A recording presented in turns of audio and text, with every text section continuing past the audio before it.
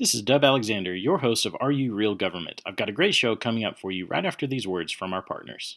Hey everyone, this is Mike. And this is Brian of Fellowship Home Loans. Many things make us different, but what do our clients say? We can close your loan in weeks, not months like other lenders. They love our low rates and, of course, our personalized one-on-one approach. Call us today at 800-804-SAVE or online at fellowshiphomeloans.com. Government is everywhere, personally, nationally, globally, and heavenly. Welcome to Are You Real Government, the premier media outlet where we discuss what's going on around the world and how to release God's governance, the kingdom, into it. Each week, we'll be equipping you with kingdom understanding and giving you the inside track to government leaders around the globe.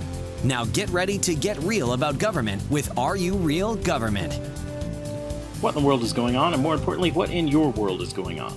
This is Dub Alexander, spiritual advisor to the influential and your host of Are You Real Government.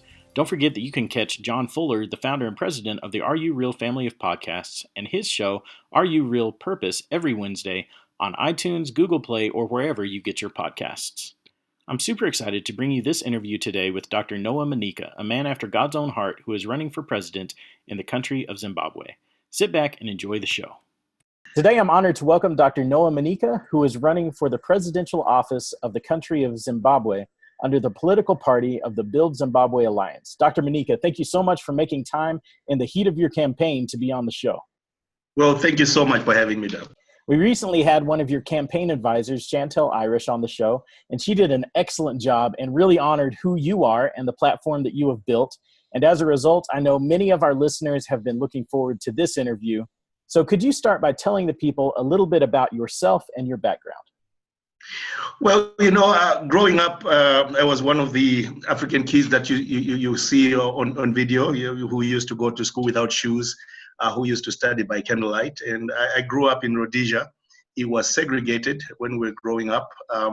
But I also grew up in a home where my parents were people of faith.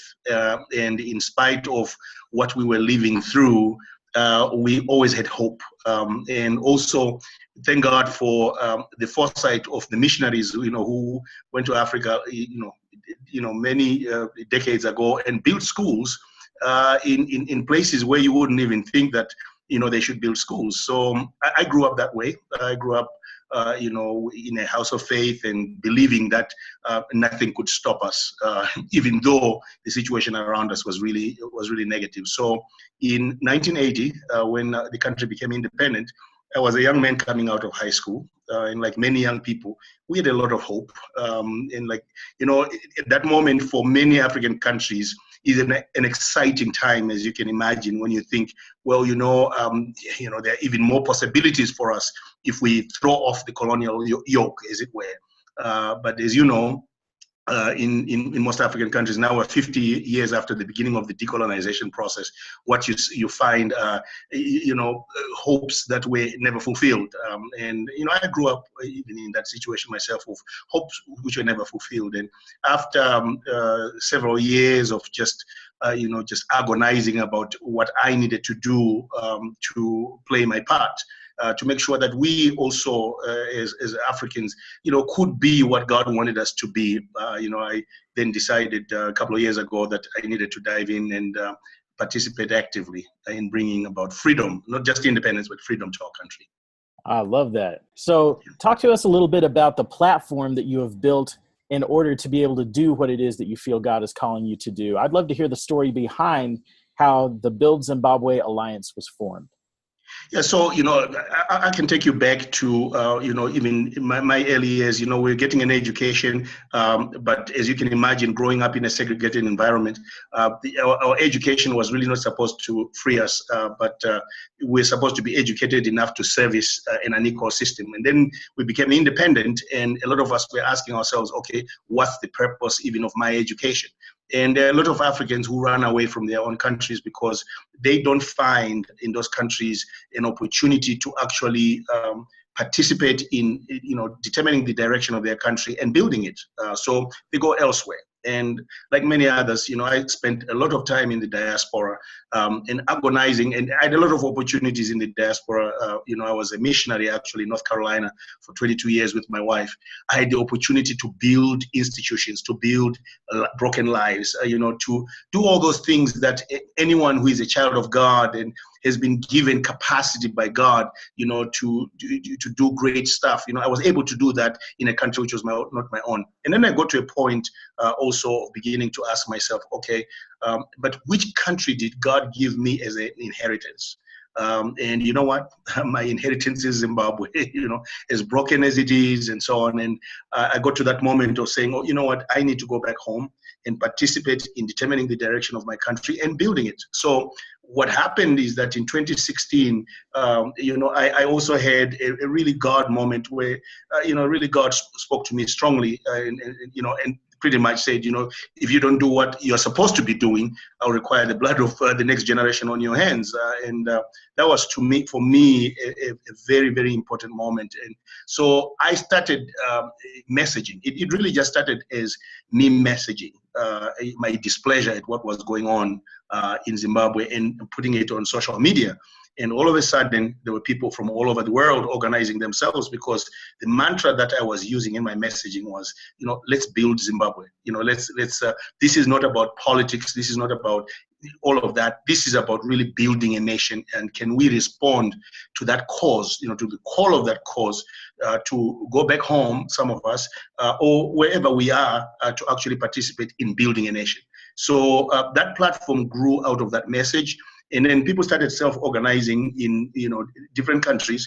And in short order, we had about 200 WhatsApp groups of people who actually say, we subscribe to your values. We believe what you're saying, and we want to be part of this movement. And then by October of 2016, it had gathered so much momentum outside and in the country that we then actually registered as a political party. Now, even as I say that, our desire, it was not to be a political party, as it were, and we still describe ourselves as a platform rather than a political party. We are a platform for Zimbabweans to work together to rebuild their country. And they don't have to spend a lot of time in the political arena. As long as you have it within you to actually make a contribution to changing the lives of your people, to rebuilding communities and so on, we are a platform for that. So that's what we're doing, and that's the platform that we have actually presented to the Zimbabwean people, and we're excited about what's going on. That's so good. You said so many things that are noteworthy. I love the idea of the party versus the platform, because a party is always divisive, but a platform has the ability to lift everybody up. So, man, what a piece of gold that is that you've dug out there. And I love how you took hope and turned it into a plan. Man, I feel like so many people just live in hope and never strategize. And wow, so I just want to honor you for that. Well, thank you so much, and you're so right, Dub. I think this is where a lot of people, particularly in the church, we're very hopeful when we are in the four buildings of the church, and then when we confront reality outside, sometimes we struggle, and sometimes it's because of the theology that we feed ourselves. We actually don't realize that when we read those stories, like the story of David and Goliath, that was a very practical thing. If Goliath had prevailed, Israel would have been under political subjection, economic subjection, and spiritual subjection. And, so David had to turn his faith into actual action against this problem that, so if you don't do that, it's a, then what does that mean? What does our faith really mean? So, thank you for saying that. And we're really trying to model our campaign and everything that we do, even on the heroes of our faith, people who obeyed God in the way impossible situations, but they obeyed and God came through for them. I love that.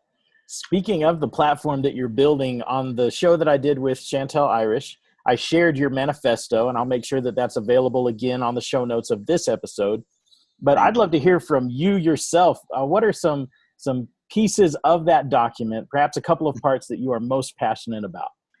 Well, in fact, we have a 10-point plan in our manifesto, which talks about the things that we're going to do. It's not an exhaustive list because, as you can imagine, you can't put everything that you're going to do, but these are some of our priorities as a platform. But before we even get to the 10-point plan, there's something that we wrote about in the introduction of the manifesto, which is about, building an uncommon social contract. And what has happened in the past 38 years is that Zimbabwe has really been a divided nation. And you can imagine that people then end up with vested interest in their own little corners and so on. We absolutely felt that we had one common enemy, which was the system that Robert Mugabe had built. But even then, even after you remove Robert Mugabe, the idea that Zimbabweans is going to be easy for Zimbabweans to work together it can't be further from the truth. We need the kind of leadership that is going to bring people together. We have people who have various issues that they're disgruntled because of the things that really happened to them. So, for instance, we have the white community, which was dispossessed of land. We have the Ndebeles in one of the regions who were really targeted for something that really almost amounted to genocide. We have all those people who were hurt during the 2008 elections and so on and so forth. And then you have the vendors, those people who are the urban poor, who are sitting on the street corners and selling their wares because they're victims of economic dysfunction. And then we have people in the diaspora. So you have so many different interest groups. You have people in the rural areas who constitute 70% of our population. So how do you then actually reconcile the conflicting interests of all these groups? Wow. How do you make sure that you can actually get these different groups to say, this is what is in our common interest? Because for you to create commonwealth and common well-being, you have to have that unique social contract where people agree. These are the fundamental things that unite us. Wow. And for me, manifesto, that's one of the things that I really hope that people read that, the need for a unique social contract and really understand that. Because everything else that follows, everything that is in our 10-point plan really depends on us developing, that unique social contract. And then I can just point out, a couple of things from our 10-point plan. One of the things that we say is that we are going to cut the size of our government because if you look at most African government, they are bloated. There's a bloated bureaucracy. You appoint your aunt and your uncle and your cousin and everybody, actually ends up being in government because you are in government. It has nothing to do with addressing the needs of the people. Wow. So you end up with this humongous government. We have committed actually that we are going to cut down the size of government of the executive to 15. And we're going to make sure that we have actually, I usually use this statement, a lean, mean fighting machine that is going to fight, for the well-being of the Zimbabwean people. That's one thing. And the other one, which I'm also excited about, is how do you actually ensure that a president who is elected is really a president for the whole nation? How do you make sure of that? So a lot of times a president is elected and then all they do is they function from the capital. But you need presidential attention to be attracted to the provinces, because building an economy that is healthy means actually resuscitating the economies of the different provinces. So we have decided that what we're going to do is that once a month, the president is actually going to set up residency in a province outside of Harare. And when they are in that province, one thing that they will do, it's a working time. So it's not for campaigning or anything. It's actually going to be unconstitutional for them to hold their own party meetings there. This is to actually make sure that you really look at what is going on in that province, what are the needs in that province, look at the business engagement teams that are in that province to see if they're doing their work. And at the end of that working week, you're actually going to give a state of the province address to the whole nation. So this is what this province looks like, and these are the needs that are there. So we have 10 provinces in Zimbabwe. So, it will take 10 months for the president to go around all the provinces.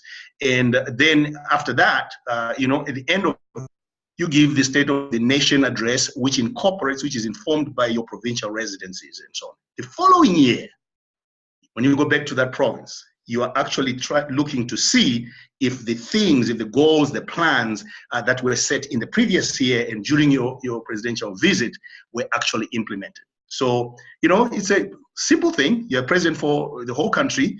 You actually make sure that you pay attention to everybody, Right. And if you do that, then you actually create a holistic economy. One more thing from the manifesto that I would point out.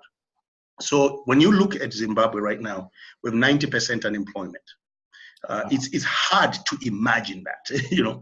We are the 6th largest informal economy in Africa.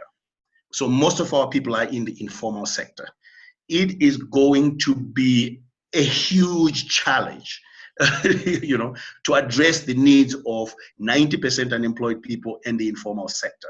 But you know what? I'm also quite excited about the opportunity that is there to actually formalize some of the initiatives that have been undertaken by Zimbabweans to actually help themselves. We look at these people and we say they're in the informal economy.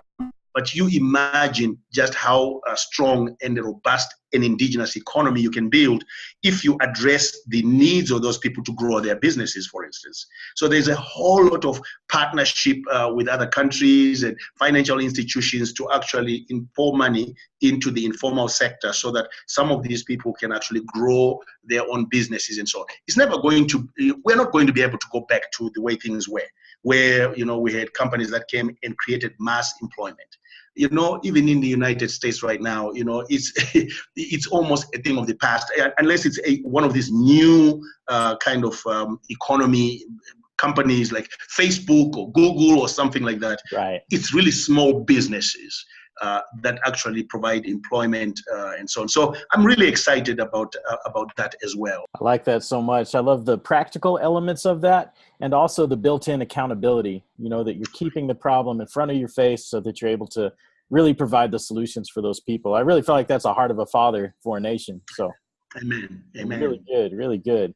So for our people here in the States, can you explain to them the political and the governmental structure of Zimbabwe when it comes to the office of the president and the procedure for elections? So, that's a great question. So what we have is a president who is elected by everybody. You have to win by more than 50% at the election. If you win less than 50%, then the two who score the highest go for a rerun. So we have that.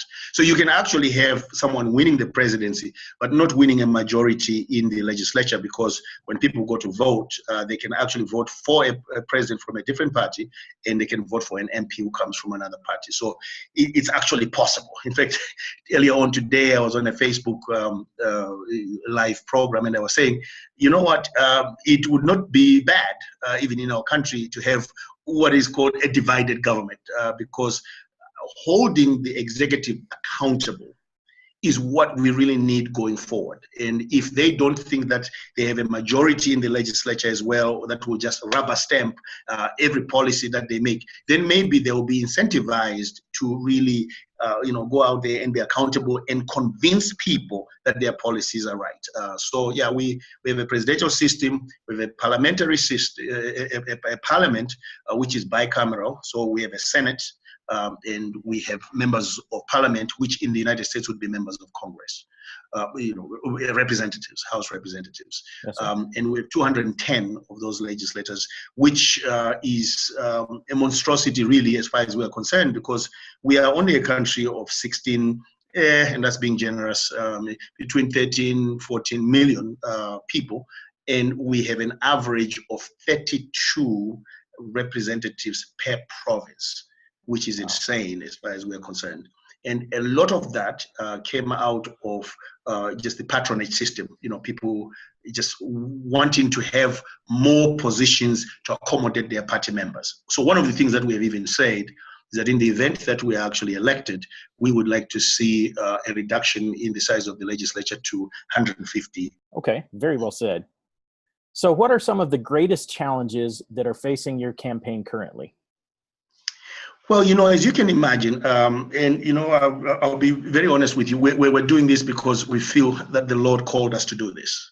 And when you're on an adventure with God, sometimes He doesn't tell you everything, Yeah. and sometimes He waits for you to take a step of faith, before the resources become available. Yes, sir. You have to walk towards your miracle, and sometimes you don't see it. You're just told to walk in that direction, and then you encounter it. So, like every campaign, we always need more resources than we actually have. So that's one of the challenges. But the other challenges, before I even talk about resources, the way that Zimbabwe is set up. Zimbabwe is, like I said earlier, 70% of our people live in the rural areas. And the way that the congressional, what would be congressional districts in the US, we call them constituencies in Zimbabwe, the way that they are set up, we have 150 rural and only 60 urban. Wow. The rural communities are the least developed, bad roads, bad access, and so on. And for the past 38 years, what that has worked in the favor of the ruling party.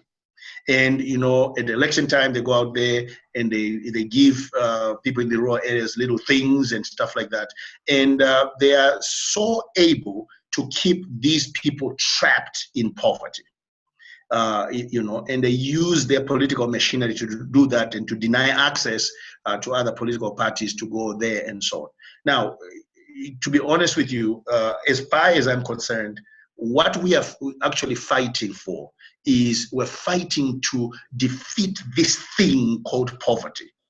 It's a fight that we are in to absolutely eradicate poverty. Now, the Bible tells us that the poor are always going to have, not because we don't fight to actually eradicate poverty, but because you can't force people, even when you've created pathways for people, the pathways of opportunity, you can't force them, right? So the poor are always going to have because of that.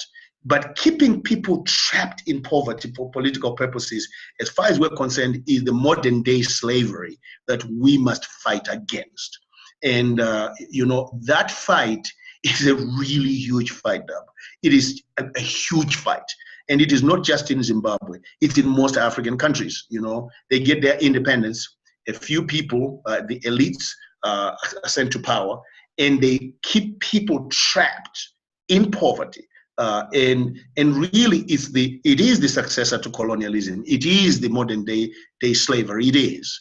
And so one of the biggest challenges for us is making sure that we can really, really reach these people who are in 150 of the constituencies out of 210. The urban communities are fine.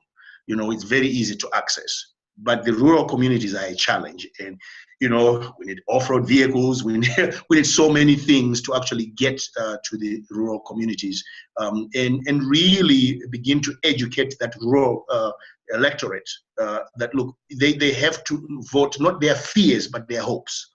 Wow. If we can do that, change will come to Zimbabwe. So that's one of the biggest challenges that we have, just being able to do that in a sustained way.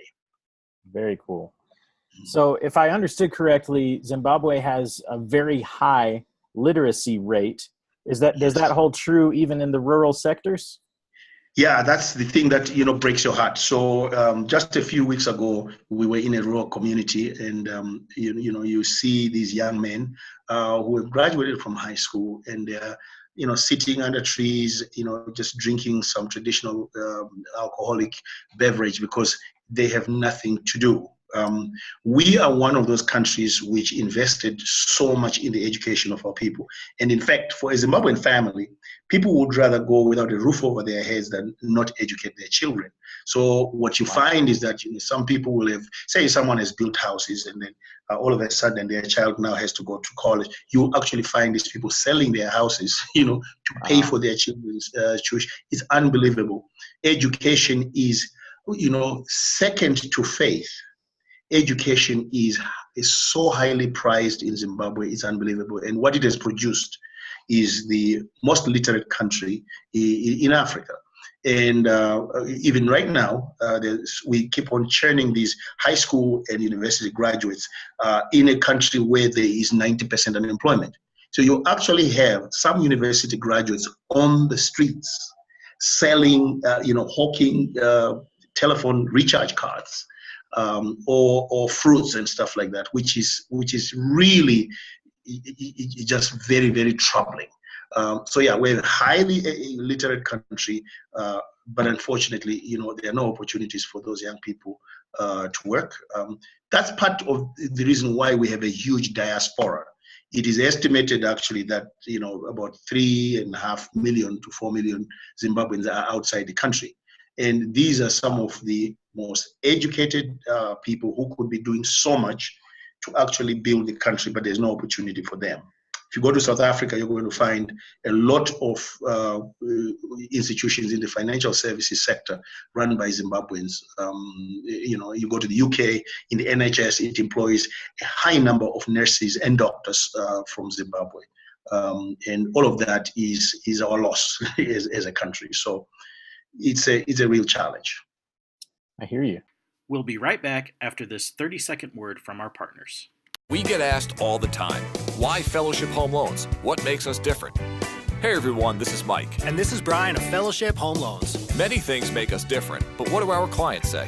We can close your loan in weeks, not months like other lenders. They love our low rates and, of course, our personalized one-on-one approach. And always, our clients get 2 months off from their mortgage payments and $1,000 back at closing. Our motto itself, mortgage lending guided by Christian principles. Call us today at 800-804-SAVE or online at fellowshiphomeloans.com. So how are some ways that God has shown up in your campaign so far? God shows up every day.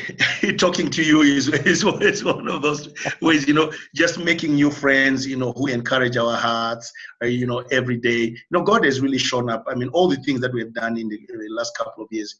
Sometimes when you're actually doing something by faith, it takes you actually stopping and then calculating and saying, what is it what does it take for us to have done all these things, But because, God is showing up every day, sometimes you really don't realize the magnitude just of the miracles and, just how God has providentially shown up in the things that you have done. So even when we talk about the needs that we have going forward, we share that because the Lord really wants us to share those things. But we're truly grateful for every need that He has met up to this point. But let me tell you, the most powerful is showing up. It's the kinds of people that have joined our platform.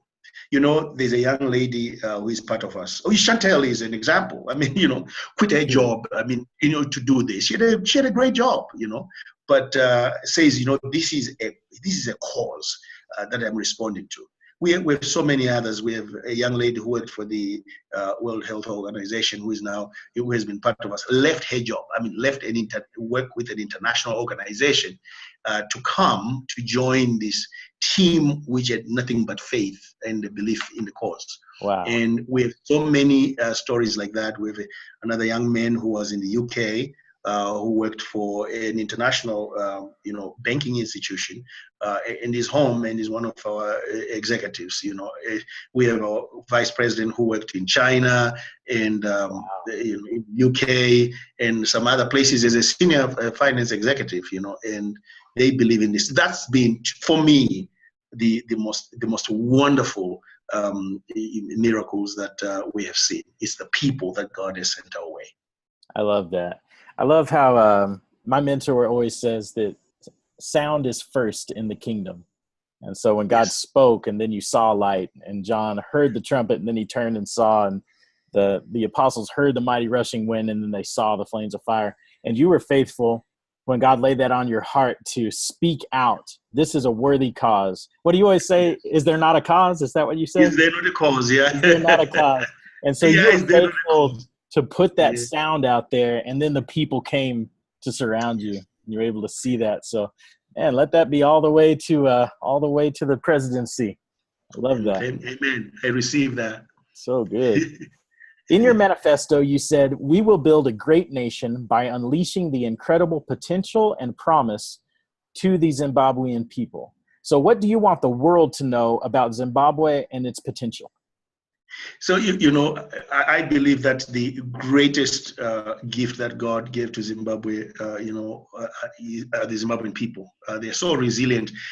I don't know if you realize that in 2008, we actually had a historic, if I tell you the rate of inflation in Zimbabwe at that time, it was in the billions %. You'd say, wait a minute, that's not possible. How does a country even function, with that rate of inflation? But the miracle is, how do people even retain their sanity? How do they remain, calm and collected and fight through that, without descending into the horrendous kind of, dysfunction that we've seen in other places. There is something about that, about Zimbabwe. And, for many years, people would say this, and they would say it in a negative way. I don't know how you Zimbabweans can put up with a person like Robert Mugabe. How can you, But I look at it another way, too, that God gifted our people with an incredible strength, incredible strength. And until leaders rise up, we say, okay, now let's direct this strength towards, building our country, then that potential is not being used properly. And also, what we just talked about, we are a highly, highly educated, highly creative people. And in some ways, you can be so creative, that it can work against you in some ways, because you find ways to survive, where you should actually challenge the system, but you find ways of going around the system and so on. And man, if you only unleash that creativity and just that resilience, if you direct it properly, then you can do anything. You can build anything. So we have tremendous potential. And recently, in November, I'm sure you heard about the events that led to Mugabe resigning. And the unusual thing about that is, there should have been an incredible amount of violence because of, just the frustration and pent up anger at 37 years of just dysfunction. I remember going around that time, and no store was looted. There was no violence. Wow. People were out on the streets in their hundreds of thousands, and there was no violence. And man, I looked at that and I said, man, what a gift. If we could only use that, our respect for human life, and so on, if we could just take all this, our education and all of that. And here's another thing. We are a highly Christianized nation. Over 80% of Zimbabweans are Christian.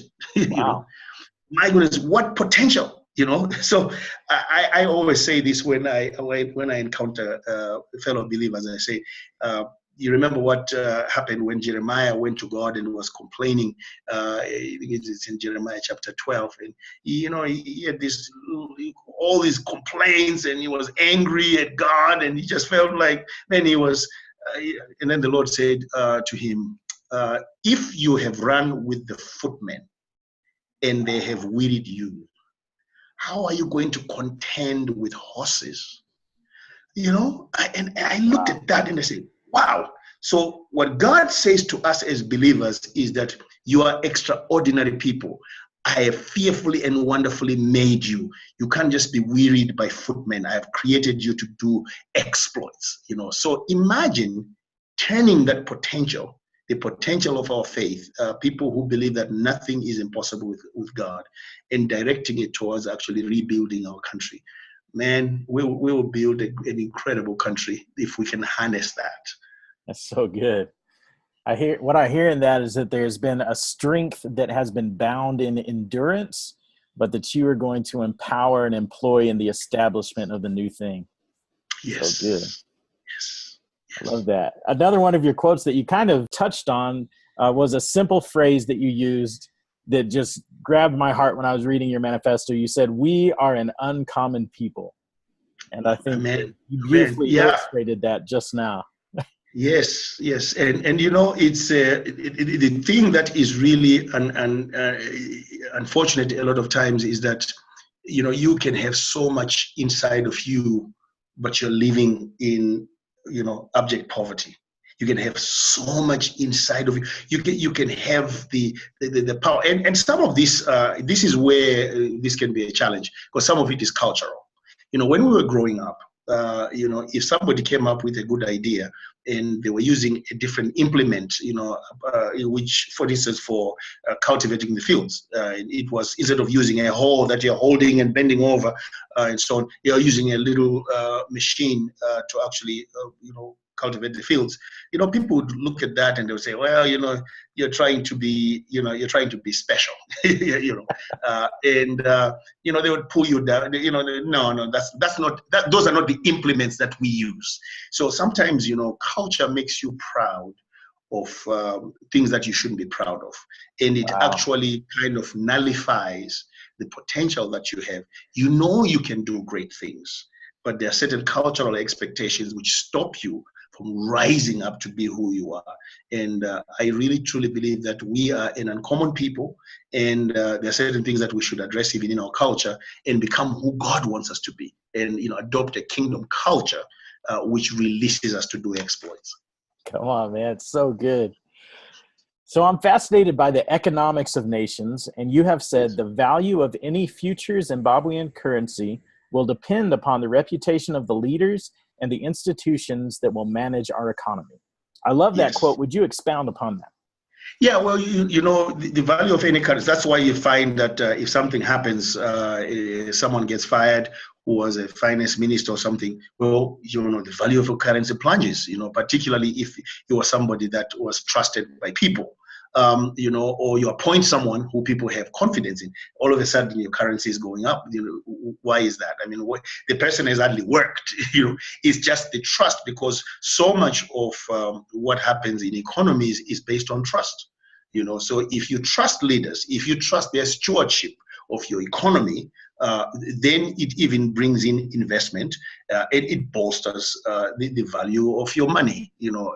It's good leadership is good economics.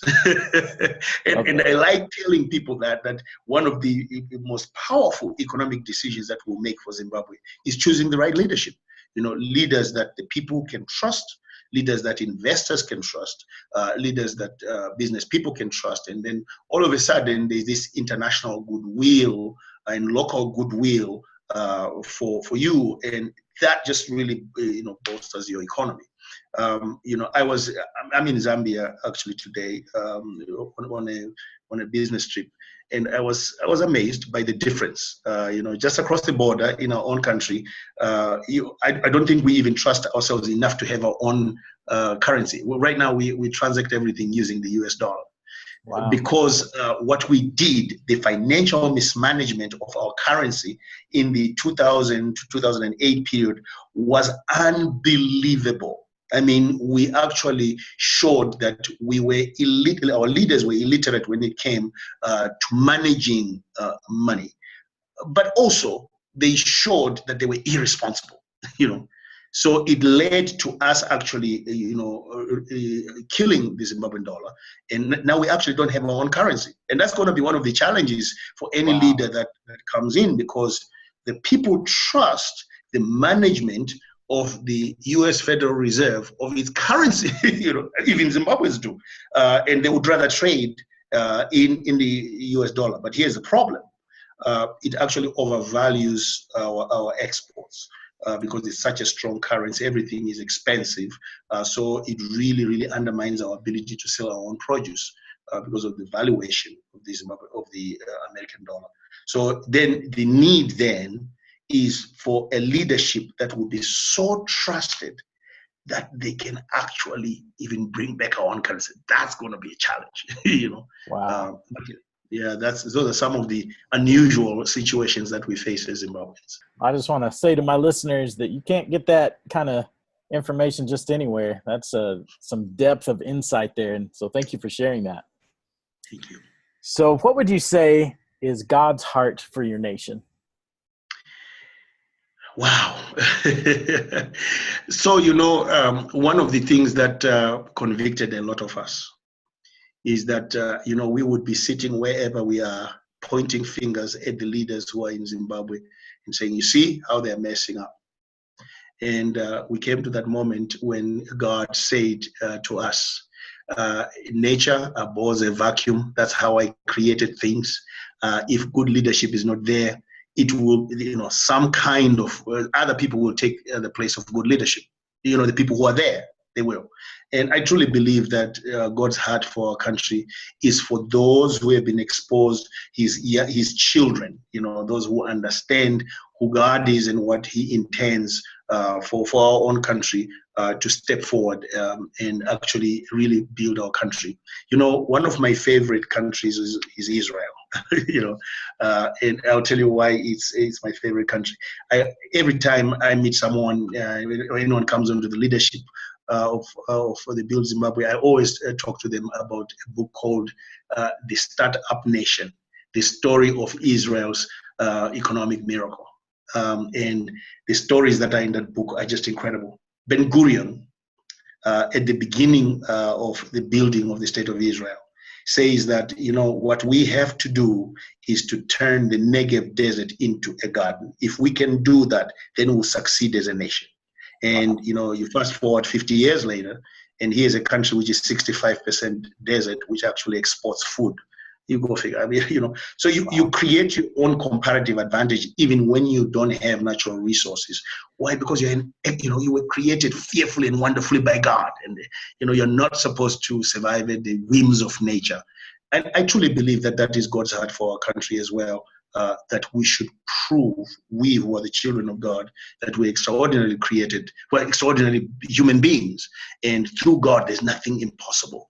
And Zimbabwe, I truly believe, will become one of the leaders of the African continent, and very shortly, with the right leadership, will actually be a great country, not just by the standards of Africa, but of the world. I believe that's what God wants for us.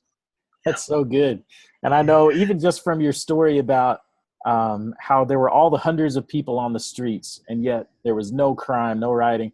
Man, that's something that the U.S. can learn from you guys right now. So I know that you guys have so much more that we could benefit from and glean from who your people are and your culture and the wisdoms and insights that God has placed specifically in the heart of your people. But isn't that what's exciting, Dub, about life? That, we have, each one of us, been given a different perspective of hope. We could learn so much from you, and you could learn so much from us. And, we bring those different perspectives of hope.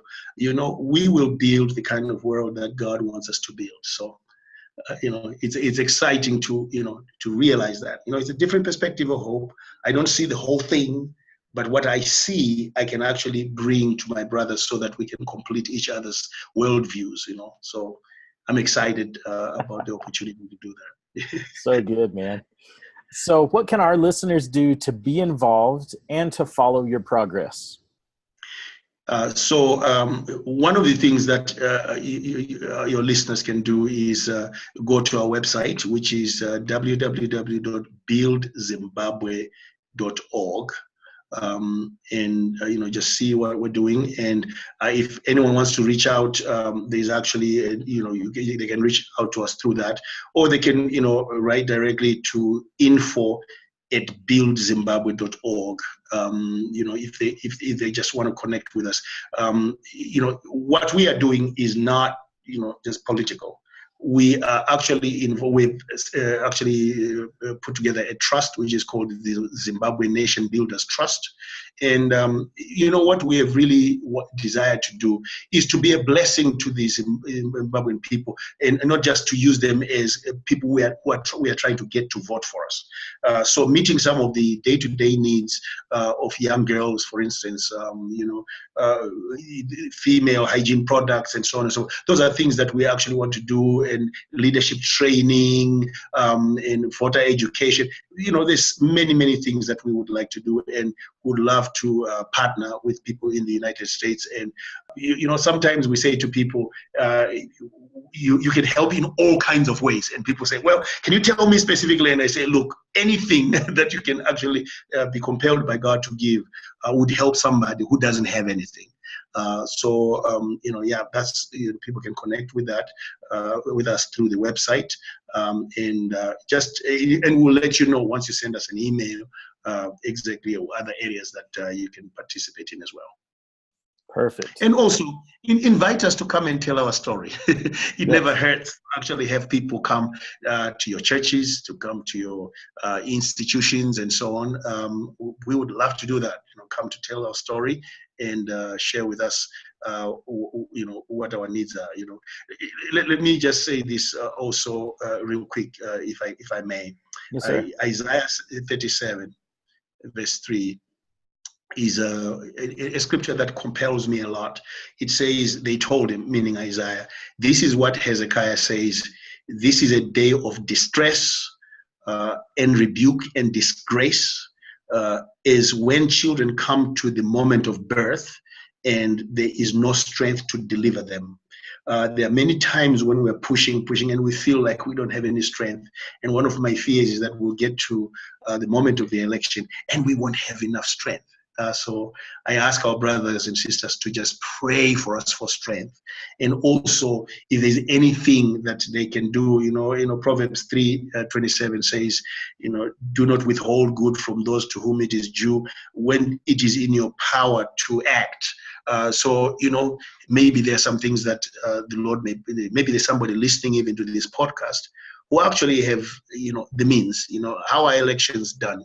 It's money and resources, and we pray that the Lord would move on the hearts of people who have means and would help us, because to be honest with you, we think this is a historic moment for Zimbabwe. We as believers have been given an opportunity by God to actually reshape a country, and it would be really, really sad if we don't have the strength to finish what we started.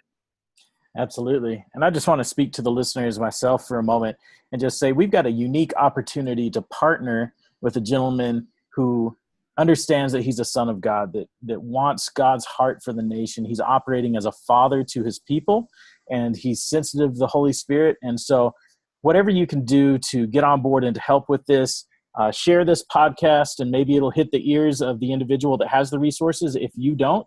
And if you do, please give. And let's just see what God can do in the country of Zimbabwe. So, Dr. Manyika, thank you so much for your time. Do you have any parting words for our audience? Hey, you know what? I've found a brother.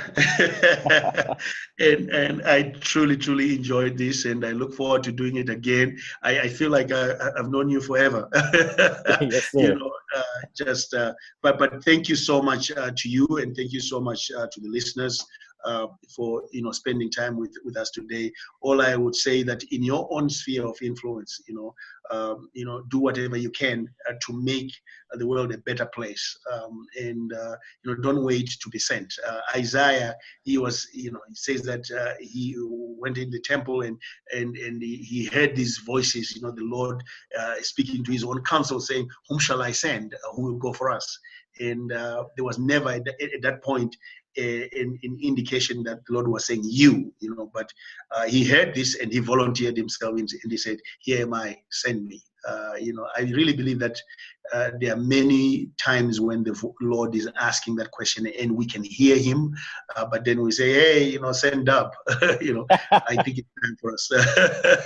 It's time for us to step up and do the right thing. And thank you so much for this opportunity, Dub. I'm really honored, and thank you, listeners, for spending time with us. So good. The honor is ours. I appreciate you.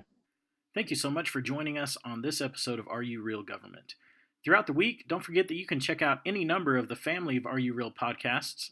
Michael McIntyre with Are You Real Business just released a great podcast on the importance of coachability. Check that out.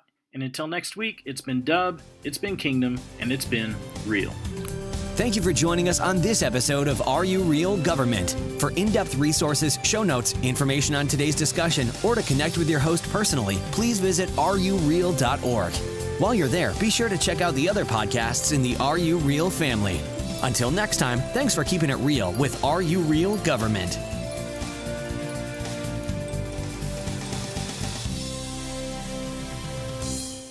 Hey everyone, this is Mike. And this is Brian of Fellowship Home Loans. Many things make us different, but what do our clients say? We can close your loan in weeks, not months like other lenders. They love our low rates and, of course, our personalized one-on-one approach. Call us today at 800-804-SAVE or online at fellowshiphomeloans.com.